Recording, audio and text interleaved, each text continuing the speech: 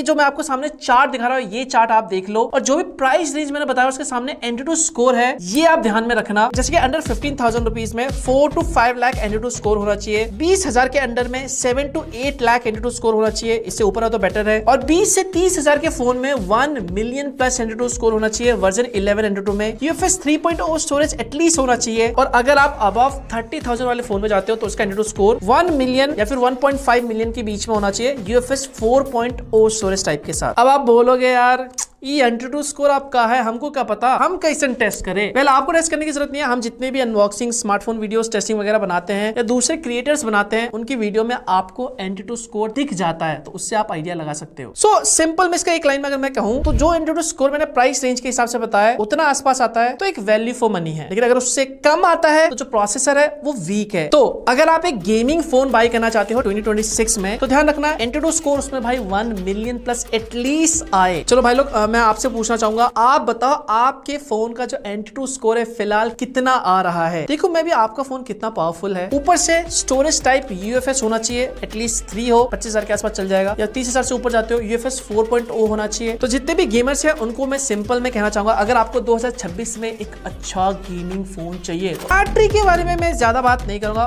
वो तो आपको पता ही है, जितने ज्यादा एमएच बैटरी उतना better battery backup, but optimisation भी जरूरी होती है इसके साथ। 2026 में आप जो भी स्मार्टफोन बाय कर रहे हो, कोशिश करना 5,000 वाले एमएच बैटरी को अवॉइड करना। हाँ, 6,000 हो 7,000 हो तो बढ़िया है, लेकिन इसके साथ फास्ट चार्जिंग को ध्यान में रखना। अब वो 65 वॉट का हो, 80 वॉट हो या फिर 90 वॉट हो, वो आप खुद देख लेना। नेक्स्ट चीज आपको ध्यान में रखनी है वो है software experience, software update. Smartphone सिर्फ एक हार्डवेयर स्ट्रॉन्ग होने से नहीं बनता भाई, हार्डवेयर प्लस सॉफ्टवेयर का एक कॉम्बो होता है। हार्डवेयर स्ट्रॉन्ग है लेकिन सॉफ्टवेयर वीक है, आप बोलोगे मजा नहीं आया यार। कोशिश करें ऐसे ब्रांड को प्रेफर करें जो आपको काफी हद तक एक क्लीन यूआई एक्सपीरियंस दे रहा है, ब्लॉटवेयर कम हो।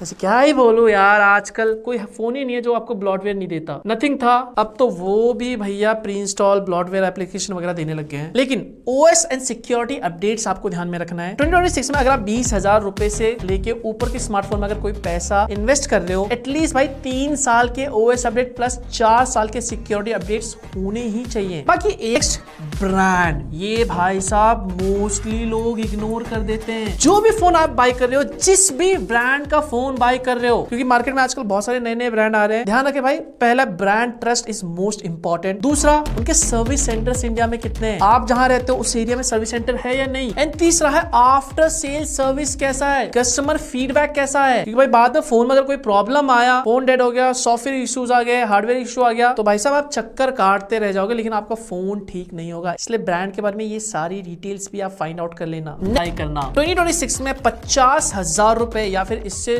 ऊपर स्पेंड कर रहे हो किसी भी स्मार्टफोन में, भैया याद रखना ब्रांड आपको मार्केटिंग के नाम पे ऐसा बोलेंगे भाई बेस्ट कैमरा फोन है इस प्राइस पॉइंट पे, बेस्ट परफॉर्मेंस फोन है। Buy now.